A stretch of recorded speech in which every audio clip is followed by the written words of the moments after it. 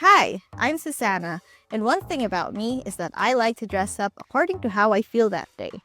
So, story time. I kinda did a personal experiment, you might say, whenever I ride angkas. I observe how the drivers treat me based on how I present myself that day. And most times, when I wear this, they always have something to say. It may be about my weight, my plans, or something about their day. But when I wear this, most of the time, they don't even talk at all. And I'm not saying talking to the driver is a bad thing, but it definitely is an interesting observation. So, why does this happen? Why am I treated differently depending on how I look? Aren't I the same person? The same woman? These are just some of the many questions feminism tries to ask. So, let's talk about it. To try to understand feminism, we must go back in time to see how it all started. Let's start with the first wave of feminism. The first wave of feminism started around the late 19th century and early 20th century. So, let's set the scene. During this era, women wore these long dresses and the world was adjusting to new, different ideologies. Some women were gaining access to education, specifically white Western women who were upper class. Writers like Louisa May Alcott and the Bronte sisters are examples of authors who wrote about fictional female characters as autonomous, self-reliant, educated women. They, among many others, assessed what women are capable of and what rights they can have. Louisa May Alcott herself joined the suffrage movement. Women organized movements aimed at demanding economic rights, the right to vote, and rights to property, just to name a few. It's important to note, though, that feminist ideas started a long time ago. We don't want to oversimplify its history, but seeing feminism in waves helps us to outline how we can trace and understand it. Little Women was a book published in 1868 and tells the story of four sisters and their complex feelings and thoughts about topics on art, love, literature, marriage, and relationships. Characters like Jo March from Little Women grappled with ideas of what it means to be free. Her stance on marriage is multifaceted. Her character, flawed and angry at times, but she was written with depth and sensitivity. Little Women has stayed and prevailed in the conscious minds of popular culture, with at least 6 movie adaptations of it, and one, most recently, was made only in 2019, which was Greta Gerwig's adaptation. To summarize, the first wave of feminists fought for the recognition of women's rights and the distinction that they are not property, while fighting for the right to vote and their economic rights. But not all women were able to actually vote. Black women and other women of color faced challenges to have this right, and were only granted access to vote in 1965, during the Voting Rights Act. So now, let's move on to the second wave of feminism. Just coming off from World War II, men were away from their homes and their countries, and war efforts demanded materials. So who went and did manufacturing jobs? Women. This increased women's earning potential. But when the war was over, what happened? After it, women were no longer encouraged to work, and there were even policies that replaced women workers with men. From the relief of the end of the war, birth rates increased exponentially, aka the birth of the term baby boomers. During the 1950s, TVs became a staple in homes.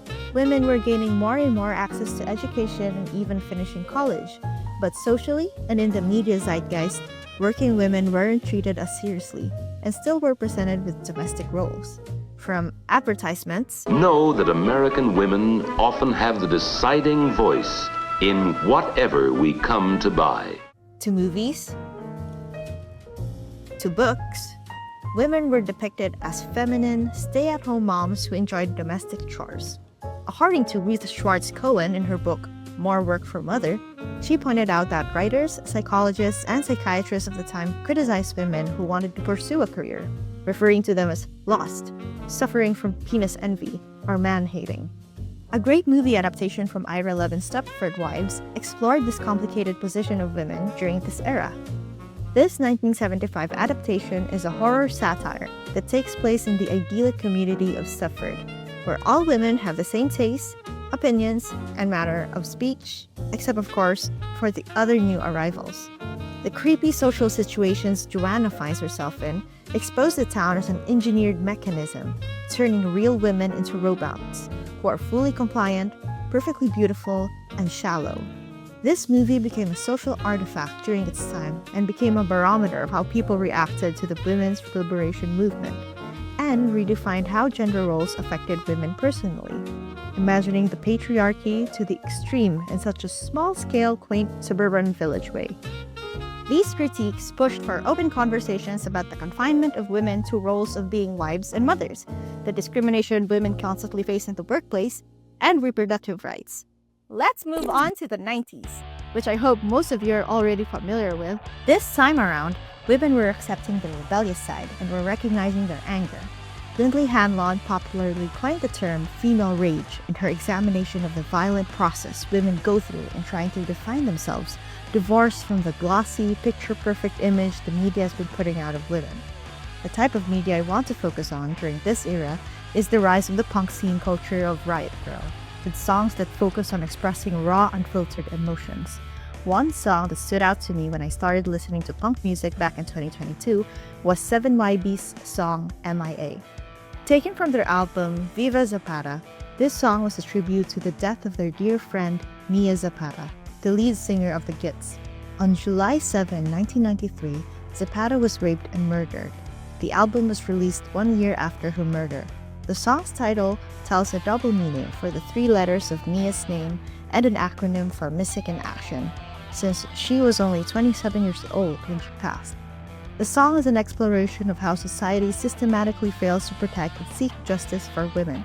The band does not shy away from examining and expressing the violence that female bodies go through, which was especially shown in their other song, Dead Men Don't Wait.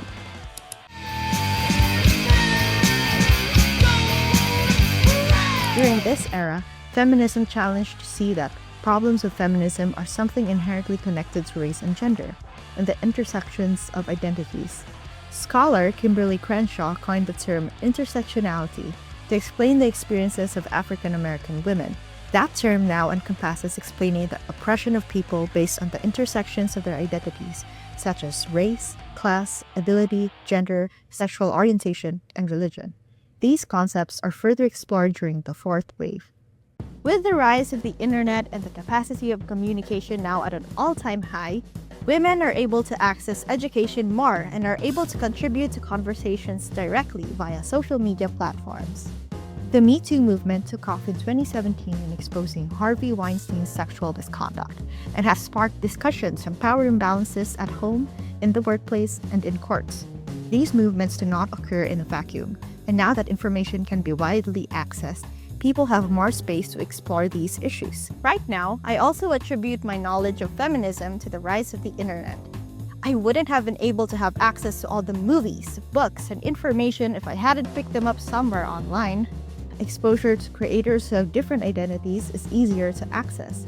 The punk band scene is still pretty much alive with groups like Petrol Girls and Big Joni.